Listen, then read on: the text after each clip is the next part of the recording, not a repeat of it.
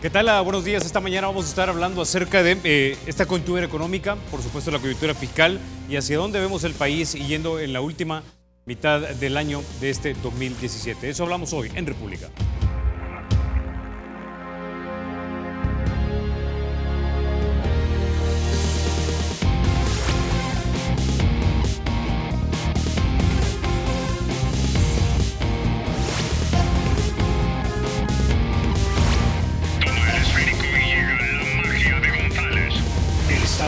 Será siempre libre e independiente y no será jamás el patrimonio de ninguna familia ni persona.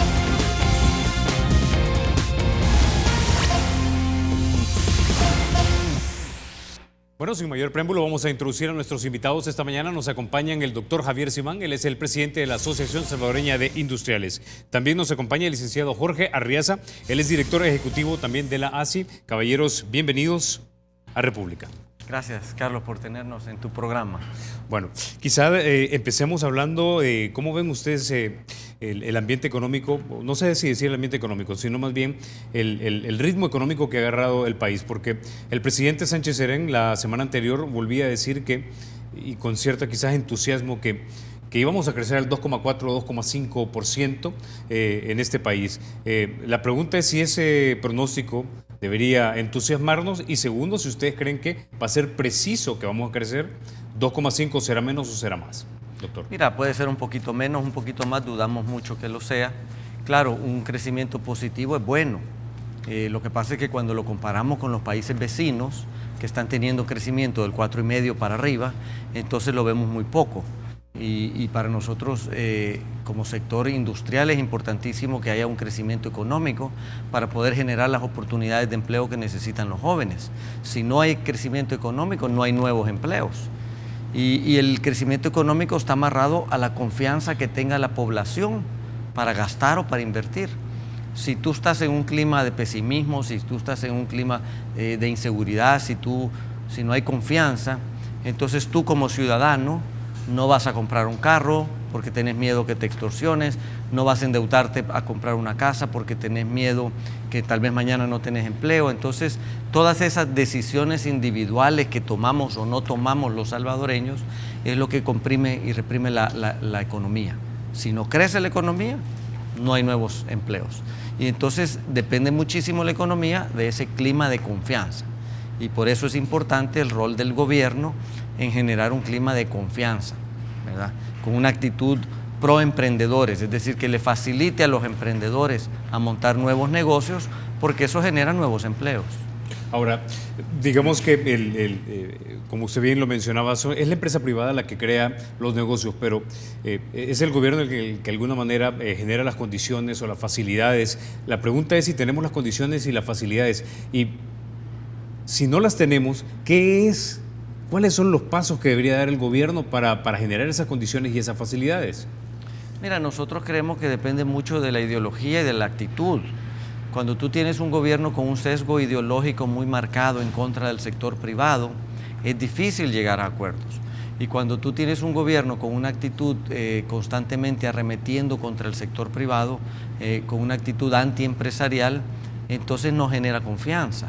Nosotros lo venimos señalando, vaya, Nicaragua es un país que tiene una ideología de izquierda, pero tiene una actitud proempresarial. Entonces en Nicaragua sí hay inversiones, sí hay crecimiento, sí se están generando oportunidades de empleo. Entonces no es tanto el sesgo ideológico como la actitud que pueda tener un gobierno de facilitar los trámites para nuevas empresas o de facilitar la atracción de inversiones. Entonces estamos convencidos que lo que tiene que hacer el gobierno es generar un clima de confianza. Ahora, el licenciado Arriaza, interesante lo que dice el doctor Simán acerca de Nicaragua. El presidente Ortega, si bien es cierto, es un gobierno de tinte de izquierda, o por lo menos alineado internacionalmente con la izquierda, ¿en qué se materializa o se concretiza el hecho de que él dice, ok, yo podré ser de izquierda, pero cuando se trata de negocios yo quiero que mi economía crezca? ¿Qué acciones ha tomado, por ejemplo, el gobierno del presidente Ortega para, digamos, darle luz verde a las inversiones en su país? Sí. Bueno, como decía el presidente Lacy, y lo que hemos podido observar en Nicaragua es que hay un acercamiento muy grande entre los empresarios nicaragüenses y el gobierno, ¿verdad? Y se facilita mucho el tema del comercio, la facilitación de inversiones y todo lo necesario para lograr un crecimiento económico como el que están teniendo, ¿verdad? Y eso es muy bueno. La otra cara de la moneda, y es lo que siempre hemos señalado, es que hay que tener cuidado con la democracia, ¿verdad? Los empresarios no podemos arriesgar la democracia del país porque en alguna medida cuando hay alguien que controla todas las instituciones del Estado o los poderes del Estado, entonces puede generar un problema serio después para los mismos empresarios, ¿verdad? Entonces hay que tener un balance, no se puede entregar todo a costa de hacer negocios, en este caso hablando de Nicaragua, ¿verdad? Y hay que buscar un balance.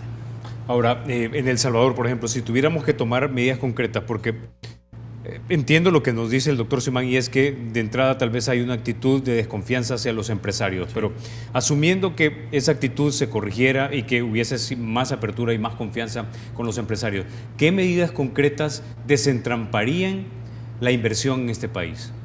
Bueno, lo principal de parte de los empresarios es la voluntad de invertir. Y hay muchos proyectos de inversión en el sector industrial, en el sector agroindustrial, y las personas tienen la idea de qué es lo que pueden hacer para invertir. Pero no lo hacen porque, como ya lo decía el doctor Simán, no hay confianza, no hay seguridad, ¿verdad? Esa es la parte que ya está lista, que los empresarios en un ambiente, en un clima favorable lo pueden hacer. De parte del gobierno lo que se necesita es generar esa confianza y reducir los obstáculos que la burocracia le pone a los empresarios, ¿verdad?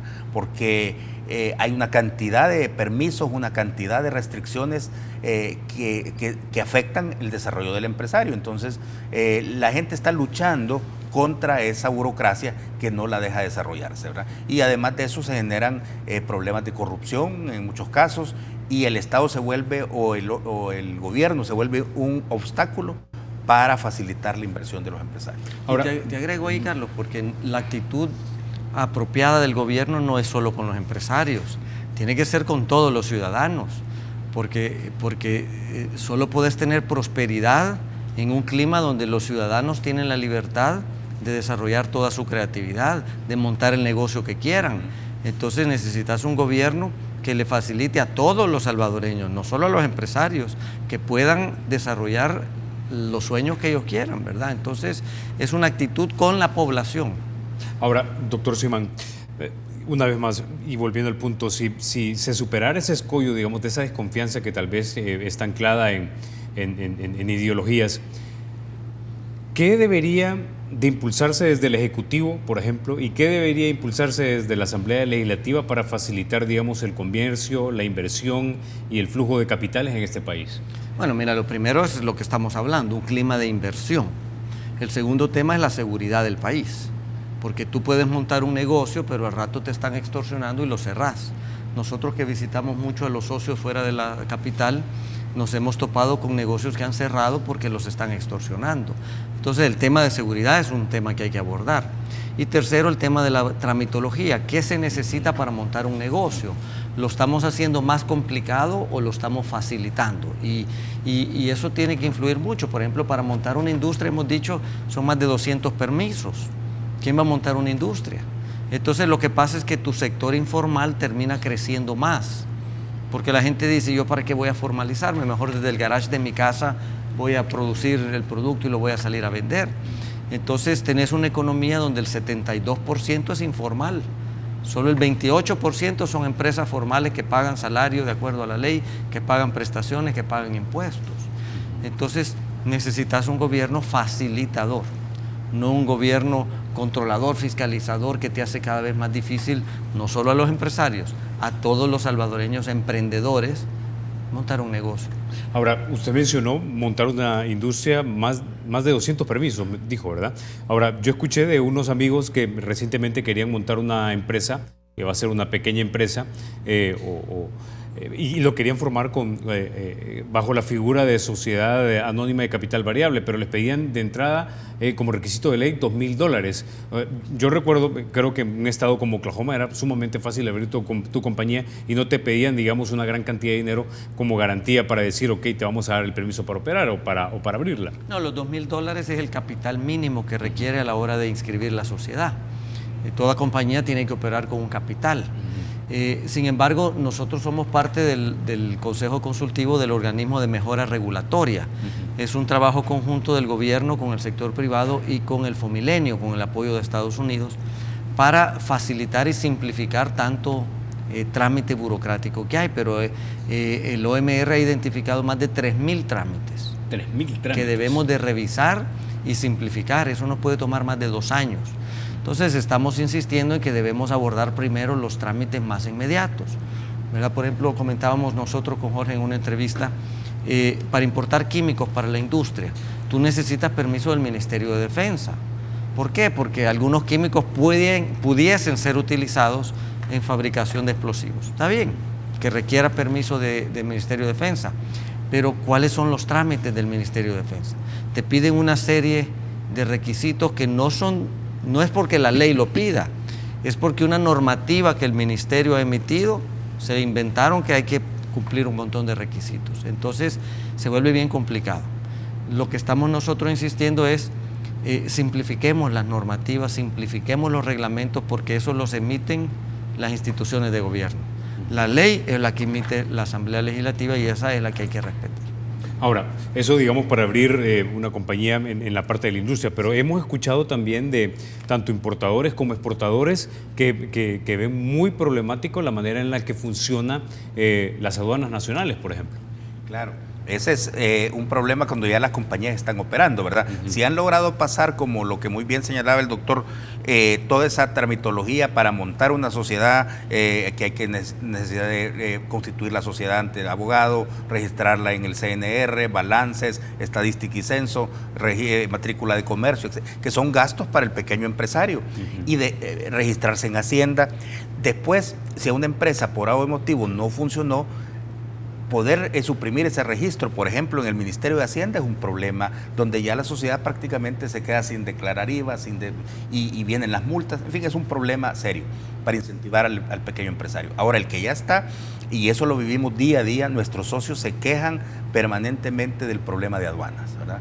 En dos áreas bien importantes. La parte de infraestructura de las aduanas, donde son aduanas bastante obsoletas, edificaciones obsoletas, y donde no hay control de ninguna autoridad. Es decir, la Policía Nacional hace su trabajo, Migración hace su trabajo, aduanas también, OIRSA también.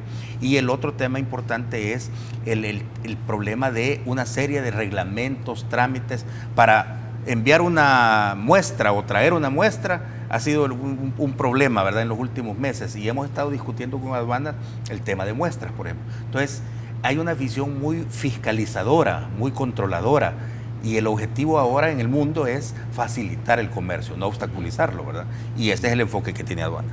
Ahora, ¿cuál es el estatus de este proyecto de ley que tengo entendido se está impulsando o estarían discutiendo los diputados, que es el de la simplificación aduanera, doctor?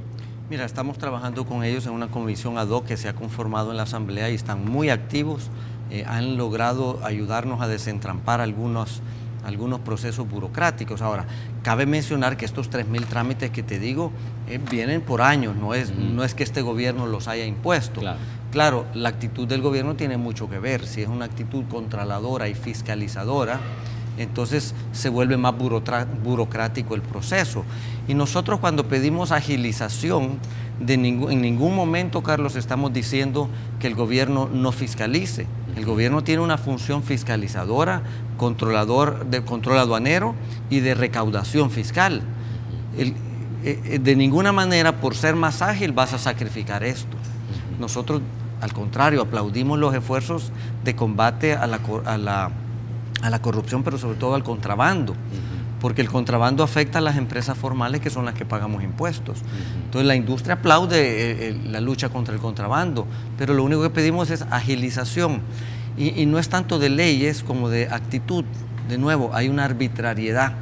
Por ejemplo, aduana ha aumentado la selectividad de los furgones, es decir, quiere revisar más furgones, pero no ha puesto los recursos para poder descargar y revisar los furgones. Entonces, los funcionarios aduaneros que están en la ventanilla atendiendo los trámites tienen que abandonar la ventanilla para ir a ver un furgón.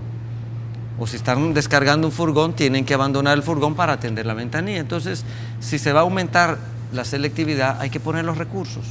Entonces, como bien dice Jorge, nosotros pedimos agilidad y de ninguna manera estamos pidiendo sacrificar ni recaudación ni control aduanero.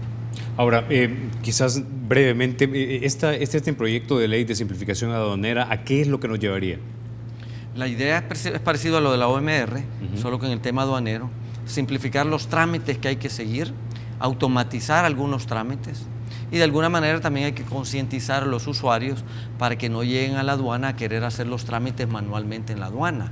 Hay que hacerlos en línea por el sistema de internet para que cuando llegue el furgón a la frontera ya eso esté totalmente procesado.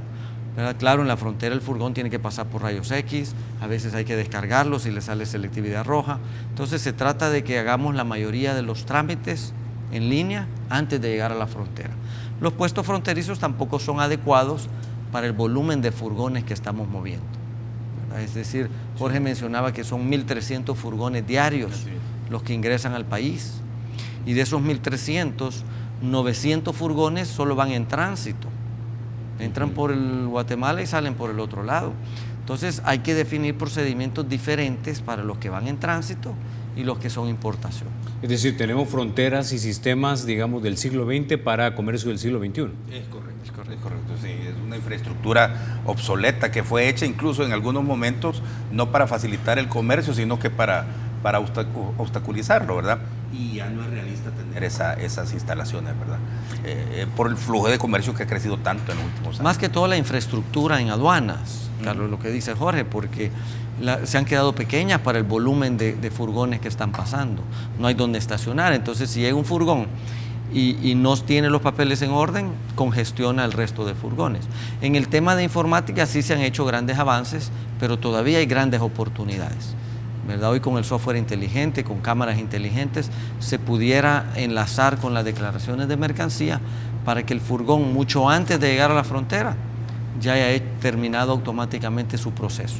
Si sale verde, que pasa, y si sale rojo, un predio aparte para descargarlo.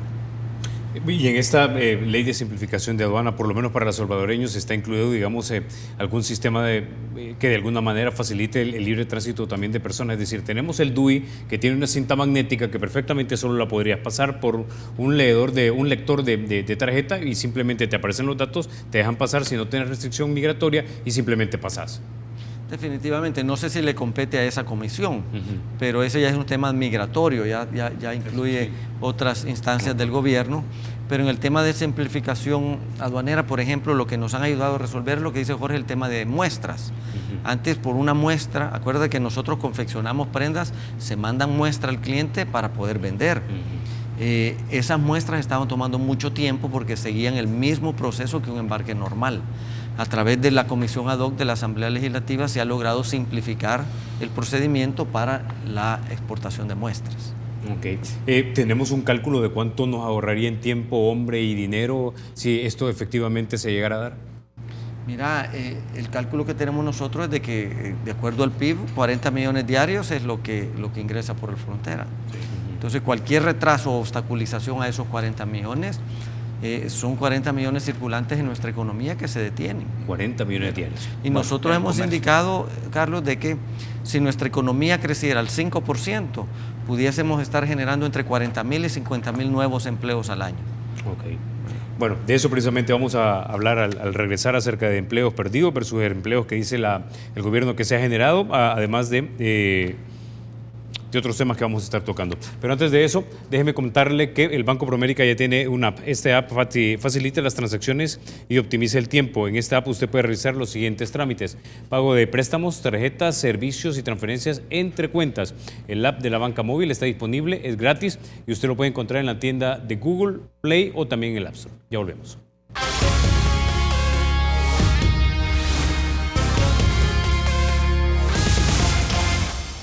Gracias por continuar con República.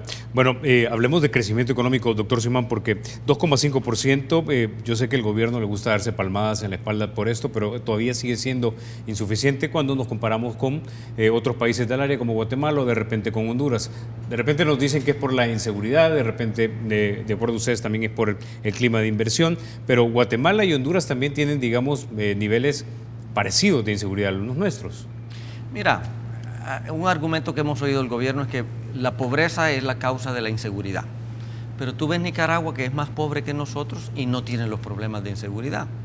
Otro argumento que hemos oído del gobierno es que la economía no crece por los problemas de inseguridad. Tú miras Honduras, tiene los mismos problemas de inseguridad nuestros, pero está creciendo al doble.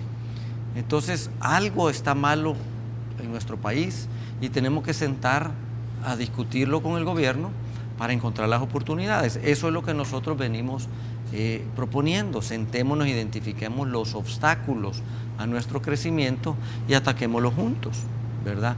Nuestro país, si bien está creciendo al 2.3, 2.4, pudiésemos estar peor, es cierto, pero pudiésemos estar mejor. Y cada punto que nosotros crezcamos en economía son 10,000 empleos. Nosotros en nuestro país tenemos 80,000 jóvenes que todos los años salen a buscar empleo. Y el año pasado, lejos de generar empleo, perdimos 24,000 empleos. Entonces, algo está malo, identifiquémoslo y trabajemos juntos para resolverlo. Este no es un tema ideológico, este no es un tema político partidario, este es implementemos las políticas públicas apropiadas para que crezca la economía y generemos empleo. ¿Y un punto porcentual del PIB son cuántos millones en concepto de impuestos para el gobierno? No tengo ese dato, pero... Creo que son como 300 millones o 360 millones, no recuerdo ahorita, algo así me da. Bueno, ahora, quiero contrastar entonces el punto del doctor Simán con lo que nos han informado los funcionarios del gobierno, que básicamente nos dicen que de noviembre del año pasado, o hasta noviembre del año pasado en el país se crearon 11,000 nuevas plazas. Sin embargo, tenemos también otras cifras que dio un tanque de pensamiento, Fusades, que dice que se habrían perdido 33,000 empleos formales, licenciado Reaza. Claro, lo que pasa es que hay dos formas de ver, ¿verdad?, la cifra, ¿verdad? La realidad es que el gobierno lo ve comparando marzo con marzo de este año, por ejemplo, marzo de 2016 contra marzo de 2017. Pero como lo señala el presidente de ASI, también si comparamos con marzo del año 80, pues obviamente hay más empleos, ¿verdad? Siempre habrán más empleos. Pero la baja de diciembre a marzo fue mayor que la de los años anteriores en promedio. Es cierto que se ha perdido empleo estacionario, que es el que se da en diciembre, ¿verdad? Pero aún así la pérdida ha sido más fuerte, ¿verdad? Y eso son las cifras que provienen de las mismas instituciones públicas. Así que es una preocupación. Ahí estaba el tema del salario mínimo en enero, ¿verdad? Y creemos que eso causó un impacto importante en el tema de empleo, ¿verdad? Y sigue también generando problemas la seguridad. Las cifras nosotros las hemos tomado de las fuentes públicas y al final de diciembre a marzo esos son los empleos perdidos. Ahora, doctor Simán, algunos creerían, gente como el doctor Salvador Arias, y creería, por ejemplo, que el punto en El Salvador, por la razón por la cual no se crece económicamente ni tampoco se genera la gran cantidad de empleos, es porque El Salvador tiene una camisa de fuerza, y esa camisa de fuerza es el modelo económico de atracción de inversiones y fomento de exportaciones, creo, si mal no recuerdo se llama, y que no se generan la suficiente cantidad de empleos, ni tampoco de gran valor agregado, y por eso se genera muy poco empleo y se genera empleos que no pagan mucho. Mira, El Salvador tiene grandes oportunidades de crecimiento, pero se están desaprovechando. Además, el hecho de la dolarización, que muchos critican, es una ventaja. Un inversionista extranjero que invierte $1 aquí es $1 y se lleva $1. En los países donde no está dolarizado y hay devaluación de la moneda, el inversionista mete $1 y a la hora de llevárselo es $0.50, ¿verdad? El tema de la devaluación te genera inflación también. Entonces el que sale pagando el pato al final son los trabajadores, porque reciben salarios en moneda local, pero compran productos importados en dólares, entonces el costo de vida es más caro. El hecho que estamos dolarizados y que nuestro mayor socio comercial es Estados Unidos, nos permite una estabilidad económica que pudiésemos aprovechar y la estamos desaprovechando. Entonces, claro, si un país no crece, no se generan nuevos empleos. El punto es cómo hacemos crecer.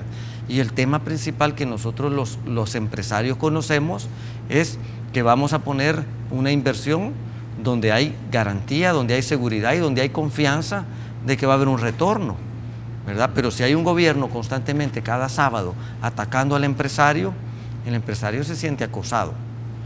Hemos perdido empleos en algunas empresas altamente de mano de obra, que demandan mano de obra, como es confección, intensiva en mano de obra, y una fábrica que cierra son 600 empleos, Carlos.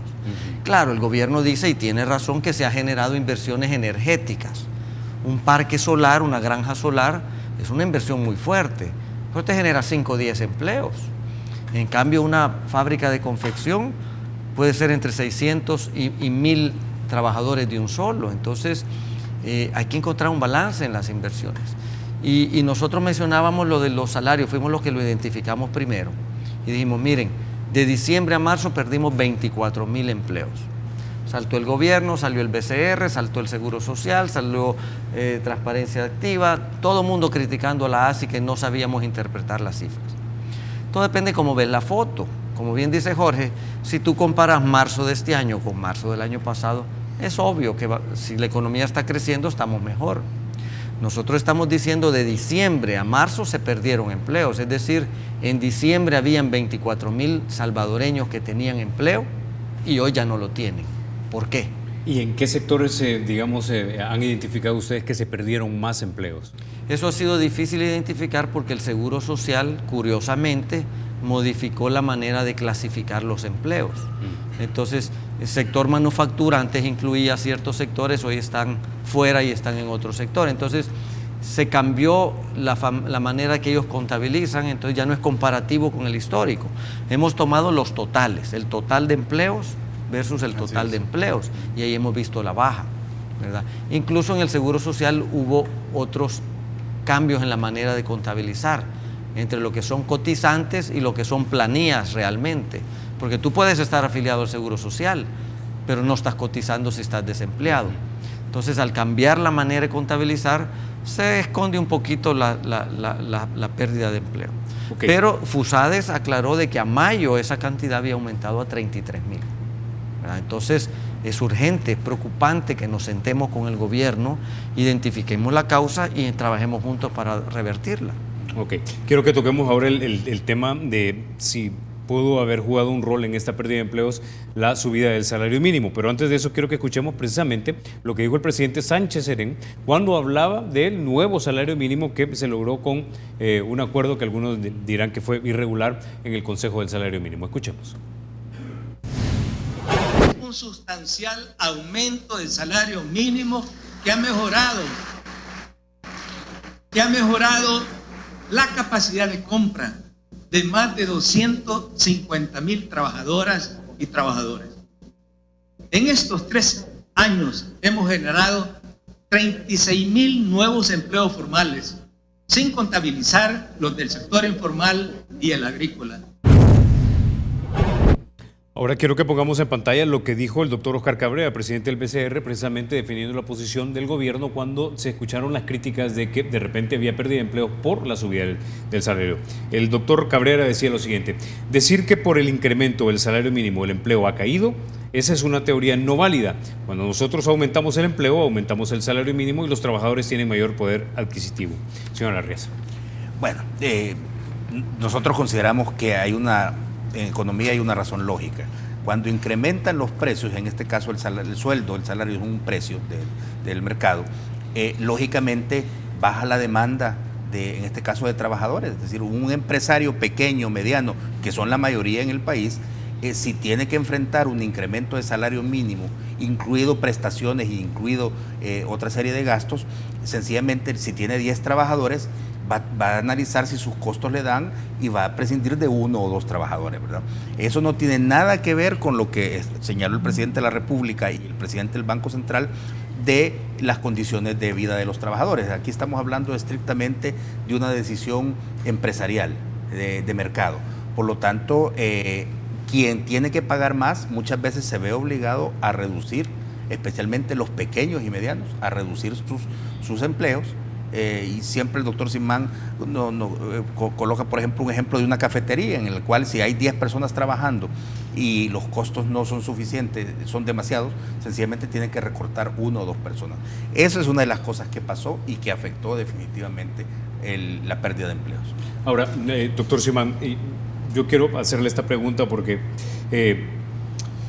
en Estados Unidos, por ejemplo, hay compañías en el centro del país, en estados como Nuevo México, como Oklahoma o de repente como Kansas, que no ganan tanto dinero o no reciben tanto ingreso como compañías de repente en Florida o en California, o incluso algunas compañías de las más grandes en este país. Sin embargo, el salario mínimo es $7.75, es el salario por hora federal en los Estados Unidos. La pregunta es, acá en El Salvador, ¿no se podría, en lugar de haber, digamos, decretado básicamente un salario mínimo que sube parejo para todas las compañías, independientemente de si gano $1,000 a la semana, digamos, o genero en ventas $1,000 a la semana, de si genero $10,000 de venta a la semana, no debería haberse dado un salario mínimo que, digamos, tomar en cuenta el nivel de ingreso de la compañía y de repente hacerlo por tramos? Es decir, vamos a subir el salario mínimo hasta una compañía que genere tanto al año, tanto. Si genera tanto a tanto, otro poco se le da, en lugar de hacerlo parejo para todos. Mira, no necesariamente. Nosotros sí estamos de acuerdo en el aumento del salario mínimo. Es decir, lo que creemos es de que esa es una decisión económica y no es una decisión política. A los políticos les encanta, a los gobiernos les encanta ofrecer el aumento del salario mínimo en sus campañas electorales. Pero no le toca a los políticos hacerlo, le toca a los economistas. Ese es un tema económico, porque si se te pasa la mano y lo aumentas mucho, generas desempleo. Esas son las reglas naturales de la economía. ¿Me entiendes? ¿Y quién sale más perjudicado? Son los jóvenes, que ahora les cuesta más encontrar una oportunidad de empleo porque hay menos empresas pudiendo costear esos sueldos. Entonces nosotros sí estamos de acuerdo en el aumento del salario mínimo, creemos de que se debe de hacer anualmente, creemos que se debe definir una fórmula económica para que automáticamente se vaya ajustando y todos sepamos cuánto va a ser el otro año, cuánto va a ser el siguiente. Así debería ser, es una decisión económica. A lo que nos oponemos en la manera forzada en la que el gobierno politizó el Consejo Nacional del Salario Mínimo. Porque el gobierno promovió representantes de los sindicatos de gobierno como miembros del Consejo cuando ellos no están regidos por el salario mínimo. Imagínate qué interesante que el gobierno empuja un salario mínimo de 48% de incremento para el sector privado, pero ellos en el gobierno no aumentan más del 2-3%. ¿Por qué? ¿Me entiendes? ¿Que acaso los funcionarios públicos no tienen derecho a ganarse el sustento también? Entonces, sí creemos de que se debe revisar tanto el salario mínimo del sector privado como el salario mínimo de la ley de salarios del sector público, ¿verdad? Entonces, en ese sentido, sí creemos de que eso se tiene que hacer anual, que tiene que ser parejo, poder diversificar por sectores, porque hay unos sectores más golpeados que otros. Por ejemplo, maquila y confección tienen un salario mínimo diferenciado. ¿Por qué? Competimos con países asiáticos, donde $49 es el salario mínimo. Entonces las empresas extranjeras buscan producir donde va a ser más económico, se van a Asia. Entonces tampoco nosotros queremos promovernos como una mano de obra barata, nos promovemos como una mano de obra de calidad y muy productiva. Entonces el salario mínimo no debería hacernos ningún efecto si va acompañado de una alta productividad. Entonces, para contestar tu pregunta, nosotros sí estábamos de acuerdo en el aumento del salario mínimo, nos oponemos en la manera en que el gobierno ha politizado el Consejo del Salario Mínimo. Ya vienen las elecciones 2018, ya están hablando de otro aumento. O sea que si en el 2019 hay elecciones, esperaríamos también otro aumento. No hay empresa que te aguante aumentos tan significativos. Y claro, nosotros queremos que nuestros trabajadores ganen más y vivan bien, pero eso va amarrado también al costo de vida. Si tú subiste el salario mínimo, pero también le subió el costo de vida, entonces no hubo ningún beneficio para los trabajadores. Por eso tenemos que asegurarnos que el aumento del salario mínimo no impacte en un aumento en el costo de vida. Y eso se logra haciéndolo gradual y más seguido, en vez de hacerlo de un solo. Curioso que el presidente del Banco Central de Reserva y el ministro de Economía enviaron una nota a la ministra de Trabajo insistiendo en que no se fuera a hacer como se hizo, que se hiciera gradual en 2 años, escalonado. Y eso es lo que nosotros también proponíamos. Bueno, sumémosle otro ejemplo, ya que usted mencionó la gradualidad. En Estados Unidos se acaba de proponer también que se sube el salario mínimo a los $15, pero ellos lo van a hacer en un tramo de 7 años. Lo van a subir de 7.75 que mencioné que era en el 2017 a $15 en el 2024. ¿Era eso lo que deberíamos haber buscado entonces? Esa es la predictibilidad, Carlos. La Mira, certeza. la industria de confección hoy está vendiendo lo que va a producir el otro año. Ya lo incluyó en sus costos. Y si de repente viene el gobierno y te cambia las reglas de juego, te pone más impuestos, te aumenta el salario mínimo de forma indiscriminada, es imposible que puedas cumplir tus compromisos. Entonces, ese es el problema que está pasando con los pequeños y medianos empresarios. A la industria grande te quiero decir que no le afectó el salario mínimo. La industria, el salario promedio es $480 al mes, muy por encima del salario mínimo anterior y del salario mínimo actual. Y de los 252,000 trabajadores de la industria, solo 4,600 ganaban salario mínimo. Entonces yo pregunto, ¿de dónde saca esa cifra el señor presidente de 252,000 beneficiados con el salario mínimo? En todo el sector privado hay 640,000 trabajadores. Solo 24,000 ganaban salario mínimo. Entonces, esa cifra está inflada. Además, tiene que tomar en cuenta que hay 2 millones de salvadoreños que están desempleados, autoempleados, subempleados o con empleos temporales en el sector informal. No hay manera que tú sepas si están ganando salario mínimo o no. No hay manera que tú sepas si tienen prestación médica del Seguro Social y mucho menos ahorro de pensión. Entonces, esa informalidad que yo te mencionaba antes tiene que ver también en que no hay manera que tú controles si se le paga o no se le paga. Para cerrar este punto, una última pregunta, señora Arriaza. ¿Qué le respondería usted a aquellas personas, analistas y economistas que dicen que simplemente asociaciones como la ASI o la NEP se oponen a la subida del salario mínimo porque se quieren quedar con la mayor tajada de la generación de la riqueza en este país y no compartirla con sus empleados? Definitivamente que es un error de apreciación, ¿verdad? Los análisis y todas las decisiones que se toman en el sector privado dentro de las gremiales son con una visión económica. Siempre hay un interés también muy marcado de los industriales en cuidar de sus trabajadores, de valorar la actitud de sus trabajadores y buscar cada vez más beneficios. Así que no coincidimos con ese ataque, porque al final es un ataque a los empresarios, ¿no? Ok, con eso ya nos quedamos, vamos a la pausa. Cuando regresemos hablamos de pensiones y también de la posibilidad de otro impago. Ya volvemos.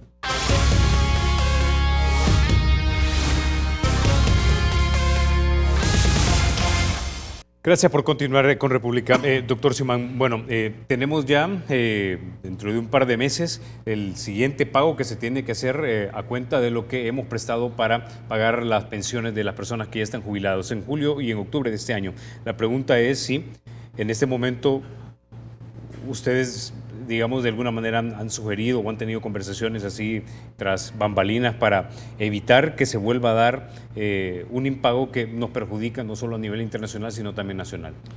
Carlos, nosotros hemos apoyado la propuesta de iniciativa ciudadana, que es una propuesta que incluye los diferentes sectores de la sociedad. Ahí están los trabajadores, sector académico, en fin, todos estamos dispuestos a hacer un sacrificio para lograr mayores beneficios para nuestros trabajadores. Esa es la propuesta que ha hecho la sociedad civil al gobierno. Claro, el gobierno tiene un interés en meter mano en los ahorros de los trabajadores. Entonces, por eso nos oponemos a cualquiera de las propuestas de ley que implique tocar los ahorros de los trabajadores. No son nuestros los ahorros, no son de las AFPs, no son del gobierno, son de los trabajadores. Ese es tu ahorro. Así como tú tienes tu cuenta de ahorro en el banco, así tú tienes tu cuenta de ahorro de pensión en una AFP. Tu ahorro en el banco no es del banco, es tuyo. Tu ahorro de pensión en la AFP no es de la AFP, es tuyo. Entonces, ¿cómo vas a permitir que el gobierno le meta mano y se quede con ese dinero? Es como que el gobierno meta mano en tu ahorro en el banco y se quede con tus ahorros. Entonces, nos oponemos a cualquier propuesta que no sea la que se presentó por iniciativa ciudadana, que incluye el consenso de trabajadores, empresarios y de toda la sociedad. El gobierno aprobó un presupuesto que no incluía sus obligaciones de pago de lo que tú estás mencionando. ¿Por qué? Si el gobierno ya sabía que tenía que cumplir esas obligaciones, ¿por qué no las incluyó en el presupuesto? Ahí es donde nosotros decimos que el gobierno ha actuado irresponsablemente en respecto a las finanzas, porque ellos sabían que tenían ese compromiso y no lo incluyeron. La vez anterior también actuaron irresponsablemente porque cayeron en impago ¿Y cómo es posible que a los 8 días lo pagaron, Carlos? ¿Por qué no lo pagaron puntual? ¿Por qué permitieron caer en impago?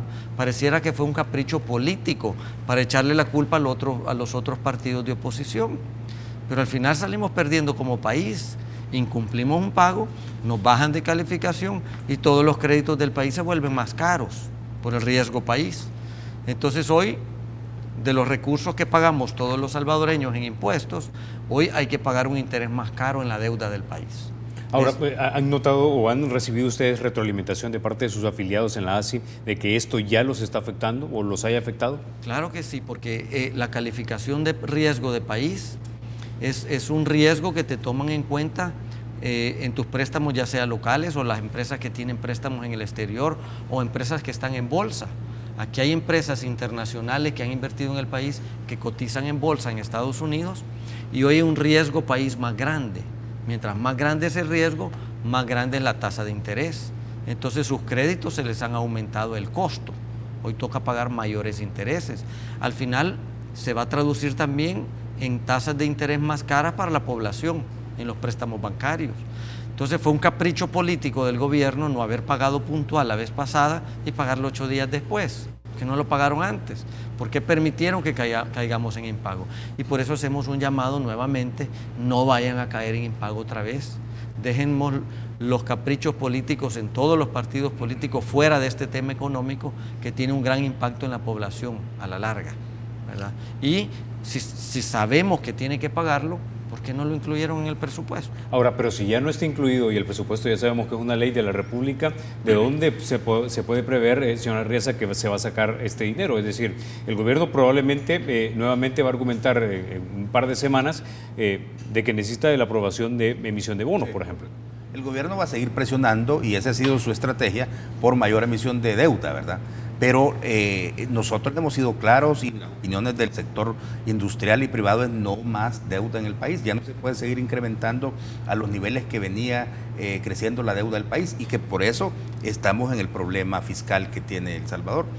Definitivamente ha habido un manejo irresponsable de las finanzas públicas, ¿verdad? Como dice el doctor Simán, hay cifras que ya están claras y que se sabe cuánto es el compromiso que debe pagarse anualmente en el tema de pensiones, ¿verdad?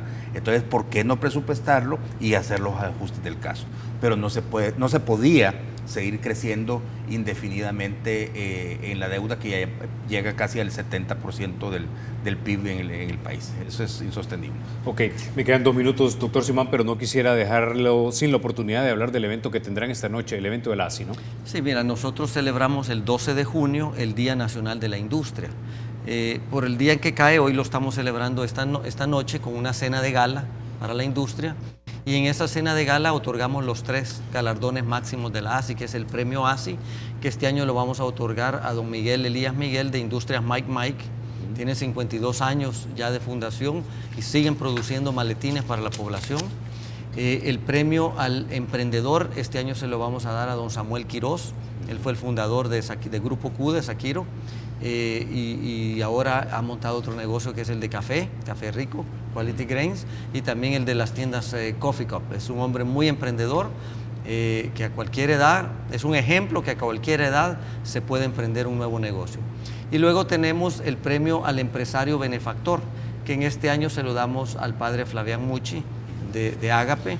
En este caso, más que un empresario benefactor, él es un benefactor emprendedor, ¿verdad? Porque él, como sacerdote dedicado precisamente a los más pobres, ya tiene presencia en 8 departamentos del país con centros de atención a jóvenes, pero ha sido muy emprendedor, tiene restaurante, hotel, asilo de ancianos, ha tenido fábricas, tiene estación de radio, de televisión, en fin, él es un hombre muy emprendedor.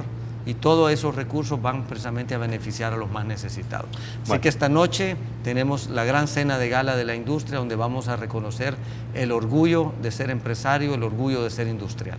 Bueno, caballeros, se nos acabó el tiempo. Doctor Simán, licenciado Arriaza, muchísimas gracias por haber estado esta mañana aquí en República. Gracias, Carlos, a la orden. Ustedes, amigos, se quedan con la emisión matutina de Teleprensa. Soy Carlos Toledo, gracias por vernos. Recuerden, la República es de todos y hay que cuidarla.